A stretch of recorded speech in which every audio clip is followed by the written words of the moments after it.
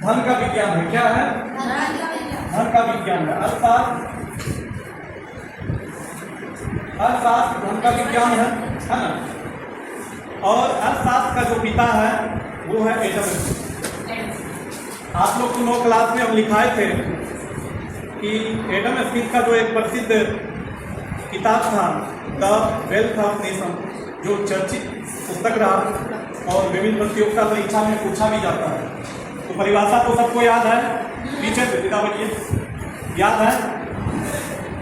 अब देखिएगा अर्थशास्त्र के प्रकार। अर्थशास्त्र को अध्ययन के दृष्टिकोण से 2 भाग में बांटा गया है। एक है माइक्रो अर्थशास्त्र। माइक्रो मतलब क्या? छोटा। माइक्रो मतलब छोटा। इसमें हम लोग व्यक्तिगत इकाई का अध्ययन करते हैं, है ना। और है मैक्रो, MACRO, मैक्रो इकोनॉमिक्स, व्यष्टि अर्थशास्त्र। और दूसरा आ गया आपका समष्टि अर्थशास्त्र, जिसमें हम लोग पूरा का अध्ययन करते हैं। समष्टि में क्या अध्ययन करते हैं?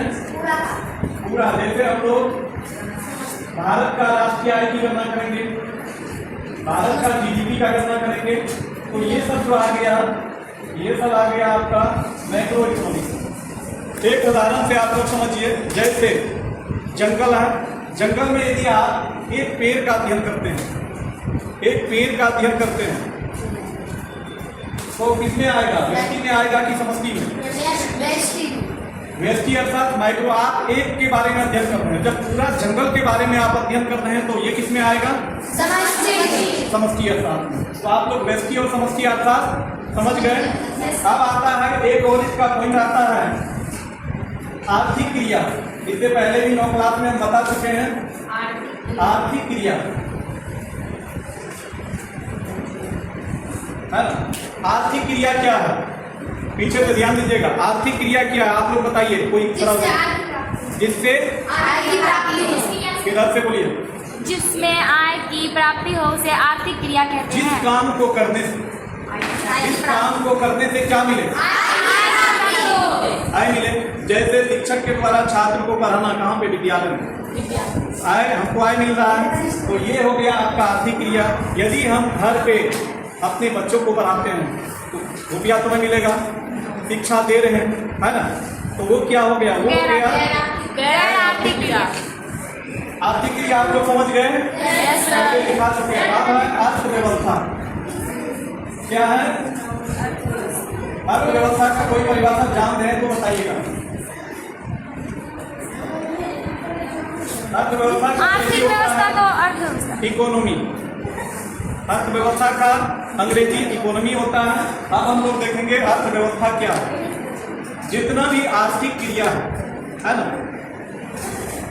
जितना भी आर्थिक क्रिया है,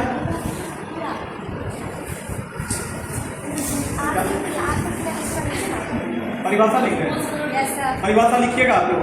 हम तो जानते कि आप लोग लिखे हुए फिर नहीं सर, लिख देते। लिख लीजिए परिभाषा। टाइम कम आया, टिफिन होने वाला है। टिफिन हो गया होगा। ग्रीन से बढ़िया येलो चमकता है। चलिए सुनिएगा। अब हम लोग अर्थव्यवस्था क्या है वो देखेंगे। अभी आर्थिक क्रिया हम लोग समझे। सभी आर्थिक क्रियाओं के योग को, सभी आर्थिक क्रियाओं, जैसे भारत में जितना भी आर्थिक क्रिया करने वाला है ना, सभी को यदि हम जोड़ देंगे तो क्या होगा? अर्थव्यवस्था। और दूसरी परिभाषा है किसी देश में उत्पादन, वितरण, विनिमय की व्यवस्था को अर्थव्यवस्था कहेंगे। मतलब देश में जो है किसी भी वस्तु का उत्पादन कैसे हो रहा है, लोगों तक पहुंच कैसे रहा है, लोग उपभोग कैसे करते हैं, तो इसको क्या कहेंगे? अर्थव्यवस्था कहेंगे। अर्थव्यवस्था समझ गए? इकोनॉमी, है ना। तो ये अर्थव्यवस्था देखिए हर एक देश का अलग अलग होता है। हर एक देश का अलग अलग होता है। भारत का भी अपना अलग अर्थव्यवस्था है। किसी देश में क्या होता है, पीछे में सुनिएगा, किसी देश में सरकार का हस्तक्षेप ज्यादा होता है, किसी देश में सरकार, किसी देश में सरकार का हस्तक्षेप कम होता है ना। जिस क्रिया को करने से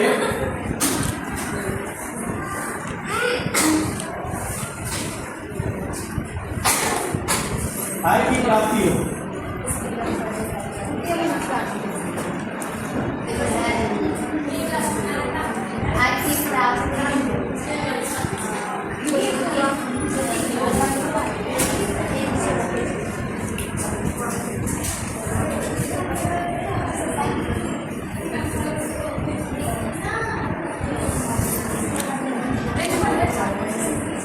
ठीक है, तो आज के लिए इतना ही। आप लोग तैयार करके आएंगे। Okay sir.